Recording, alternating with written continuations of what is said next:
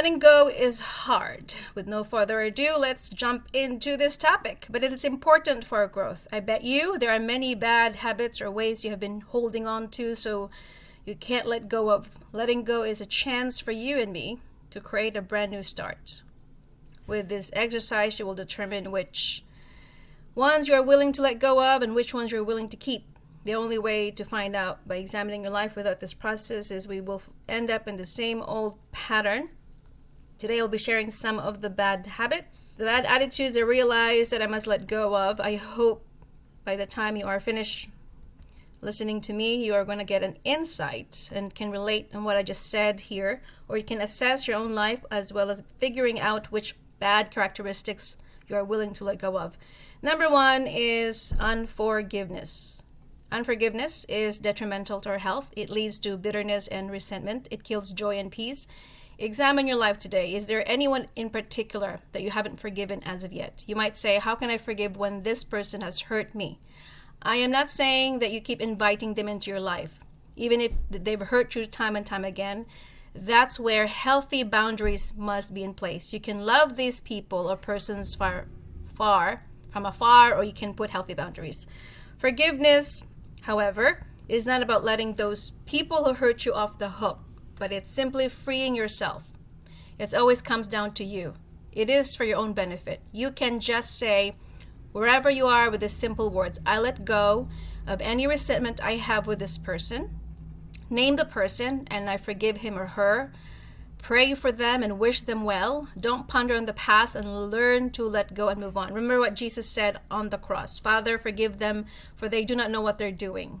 Jesus eventually did not find them after he resurrected from the dead. He just basically asked the Father in heaven to let go so that he could move forward and continue going to be resurrected. Can you imagine if Jesus was harboring the resentment and unforgiveness?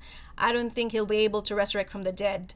Number two is to let go of pride. Pride gets in the way when you are in the process of forgiving someone. Just a few years or months ago, a family member of mine was something that God specifically said that you have to let it go. Call him out and just say, I forgive you of what you have done wrong to me. It took me a long time to settle our issues. It went on for many months. And then there was a part of me that I want to just not let go of my pride. Pride is something, that's why Lucifer was kicked out of heaven. Pride is one of the things that C.S. Lewis said, it is the enemy between God and man. So pride is something that you think to yourself that you do not need God. I can do this myself. I am my own God. I'll be the creator of my life. And that is a very risky mindset because all of us need God one way or another. Perhaps today you don't need God, but somewhere down the road you will find yourself and there is no one else to turn to. No one else is there. Who are you going to turn to? Pride is also changing this idea of instead of putting God on the pedestal, you're putting yourself on the pedestal or celebrities on the pedestal. Anything that you put above God, it is a pride. It might be your career, your relationship, your money. These are the signs of prideful ways that God hates. God said, I resist the proud, but I give grace to the humble. Pride is something that we have to always check in our hearts. We have to think whether or not we truly have pride, because pride, again, is something that God does not tolerate. Number three, letting go of self-pity party. If you have been here many times before, I have talked about self-pity party and how we just perpetuate self-pittiness. I used to get so addicted to my pity party many years ago. Whenever I was in an argument with anybody in my life, I would go into my bedroom, wallow in self-pity, and hide under the covers, and then I will just ruin the whole day. I would not be motivated. I will not be able to just do something that is productive that day because I would just ponder and ruminate about the bad things that happened or what he said or what she didn't say or what I could have said. So these are the things that a self-pity party, I would be such a drama queen about it. And Joyce Meyer once said, you can either be pitiful or powerful. Of course, we all want to be powerful. Thankfully, I am much better now than I used to be. I realized that self-pity party is playing the victim mindset.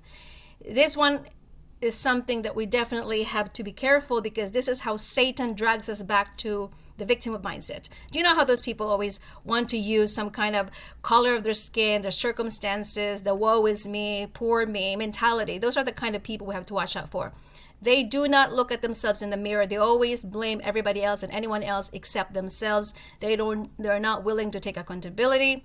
And these are the kind of individuals that have a limited mindset, and they will always going to have this kind of negativity wherever you take them. It doesn't matter if it's raining, they're going to blame it on the weather. It doesn't matter if it's sunny outside, there's always going to be something for them to complain about. And so this is about the paradigm. It's the perspective that you see on your situation. It is a lot easier to have this kind of mindset, the self-pity party, especially when people have victimized you, especially when you have been done wrong by people. It is easy to play the victim because many people leverage on those kinds of stories. We can see that in celebrities and other people who have leveraged their victimization to make money, to gain some sympathy from people. I'm not saying that we should not sympathize nor empathize to people who have been through in pain. However, we cannot use that as a weapon or to leverage that so that we can gain something other than fame or money, because I think that is a very dishonest way of doing things. And number 4, easily offended. I should have put this one on the top of my list because this one is truly something that I'm still working on. Offense is a trap from the devil. So I have learned that when we're offended, we're actually giving away our power. I never really thought that when you are offended is actually a trap of the devil himself, because offense really is something that we cannot control, we cannot avoid. It is something that Jesus even said in this life, you will be offended. And that's why when Peter asked, how many times should we forgive the person, Lord? Because Jesus perceived that as a human being, people are going to disappoint you, people are going to betray you. Although betrayal is something that we should not tolerate. If somebody betrays you, maybe you should cut them off out of your life completely, like Jesus cut off Judas, and therefore Judas could not live with himself, so he killed himself. So anyhow, when it comes to offense though, there are people out there that are narcissists. As I always talk on my channel, if you have been here before, I have discussed so many times the narcissistic people who are triggered, who will send you some triggers. They will give you this arsenal to make you push your buttons. These are the offenses. These are the things that I have just learned from the 7 habits of a highly effective people, that says that there are stimuli or stimulus that are always trying to make us pissed off. Maybe the bad weather, traffic, our children, our spouse, our in-laws, our mother, our parents, our sisters, our brothers, our co-workers, our friends, money, health, anything. There are so many certain things that we cannot control of. These are the stimulus or the stimuli that constantly bombarding us, trying to make us pissed off. And it is about the response. And I love what the book says, that it says it's responsibility is the response plus the ability. It is your ability to choose not to react on the circumstances, what people are going to do or say.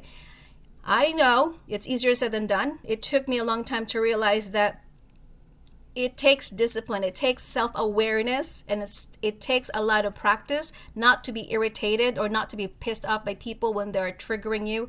As I have said, unless you deal with the root cause of your triggers, you will not be able to pass through that. Because unfortunately, words are triggering. Words are something that can trigger and ignite us. That's what the Bible is clear. Your words is like a weapon.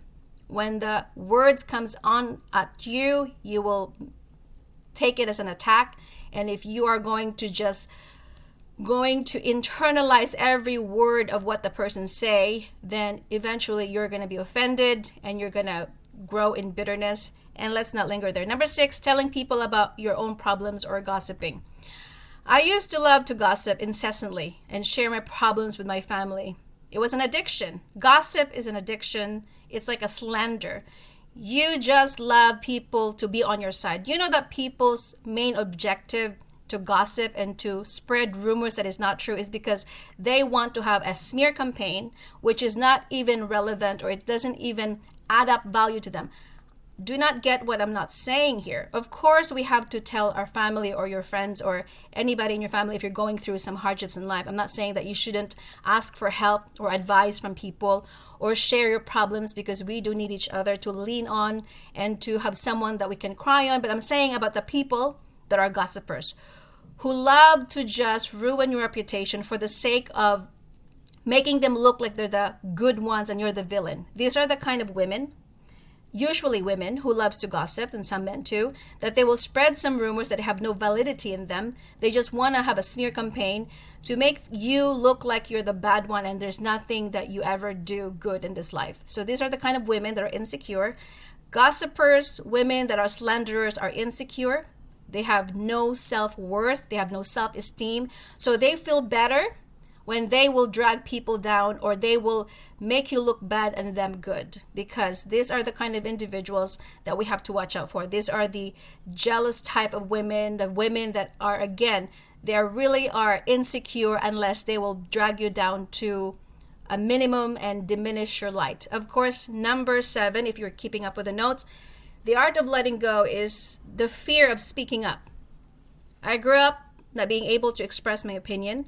It was culturally not allowed to have that liberty to share how I truly felt. Most of my emotions were suppressed growing up, but when I became an adult, when I had the freedom to speak up, I did the extreme opposite. I would explode. I didn't know how to communicate. For much of my childhood, I never learned to communicate effectively, that I would just bottled everything inside that eventually led to a disaster. So there's a problem when you let people suppress their emotion. You will fester it until one day you would just explode like a volcano. And therefore, I used to have those explosion. I get so angry out of the sudden, this outburst of anger, because all of my life I was told not to speak, be quiet, your opinion do not matter. And it's like right now I'm a bubbling brook, unstoppable. I have all this opinion that I was reservoir, and I now have all these things that I thought that I don't have, and now I can just share whatever I want to share. And it comes with the balance. It comes with this territory and self-awareness that sometimes we have time to speak and there's a time to be silent. And therefore, when you allow children to share their opinion, you're giving them the autonomy to share what they're thinking about, and we should allow them to speak their mind as long as they are respectful and courtesy, of course, and polite about it. But there are certain times that we just have to ignore the things, and we should not talk when we don't need to talk. There are certain people that we should not engage in, that we should have a minimum engagement. These are the toxic people that have no value that they can give us into our lives. So fear of speaking up is something that I have to really learn. Unfortunately, we are not taught how to communicate effectively. I wish that we would have spent much of our time going to school about emotional intelligence and communication skills. I have finally realized the disconnect in our education system. We send children, I went to school, elementary to high school and college, and there was nowhere in the curriculum or subject that talks about communication skills unless you will major in communication or journalism.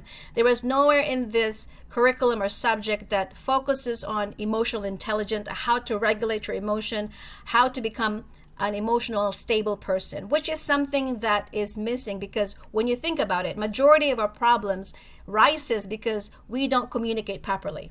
Majority of us have conflict because we don't know what communication looks like. And here we are being taught how to be intellectually memorizing certain historical events or dates. But these things actually do not matter as much as having this emotional intelligence. That's why marriages falls apart. That's why divorce rate is high. That's why relationships falls apart, because we failed to teach our children, or we've been failed, including myself. I was not taught how to communicate effectively. I wasn't taught that listening skills is part of communication skills. Therefore, when we grow up, we are just so devoid of that kind of emotional intelligence, and that's why we don't know what is a good and healthy relationship looks like. Number 8 is letting go perfectionist. Perfectionism is also something that we should not tolerate. One of the reasons why I have deleted some of my videos in the first time I have attempted to do my videos on YouTube is due to perfectionism. The negative dialogue would replay in my head saying, you look fat, you sound weird, you look awkward, your voice sucks. And these were the kind of narrative that I have just was able to silence and drown out the noise, because looking yourself in the camera for the first time, it is awkward. It sounds like you are just someone else. When you look at yourself for the first time in the camera and you're editing it, it looks kind of strange and weird. And so those are the negative voice that I have to drown out. Or another one, it says, who do you think you are for doing this, attempting to do something else? I spent soul searching and trying to understand why I felt the way about myself. As it turns out, when I had to look my fear in the face, and because perfectionism was something that I have adapted from someone else, it was a taught, it was something that was imposed on me. It was something that I was told as a child that you can't go there because of protection. It was somebody else's fear. I was taught that you cannot try something else because they're afraid that what if you fail? So perfectionist is something that people will tell you not to try because you might fail. Perfectionist people are afraid of trying because they're afraid of failure. That kind of a perfectionist individual is something that we should not look up to. We should challenge them all the time, because in my own self-reflection, now that I'm an adult, it's actually something that I have discovered. It's not my fear. It was somebody else's fear that I was able to impose in my own self. I told myself that even if I fail, even if I might not be successful in what I do, at least I have given it a try. At least I have taken the time to get out of my comfort zone, and rather than staying in the status quo and just staying stagnant and static, because that's not what living is about. Living is about trying things that you have not tried before. But perfectionist people, though, they will analyze things. They get stuck in the analysis paralysis. They will ponder about it. What if it fails? What would people talk about me? What if they will say that I suck? Or they are very external. They always think about what people might think or say about them, and that is very crippling idea. So you don't want to just stuck to be in that kind of state of mind. Number 9 is walking around with guilt. If you have been brought in a religious environment, you know how hard it is to authentically be when there are parameters in place, like you can't wear certain clothing, makeup is forbidden, so on and so forth.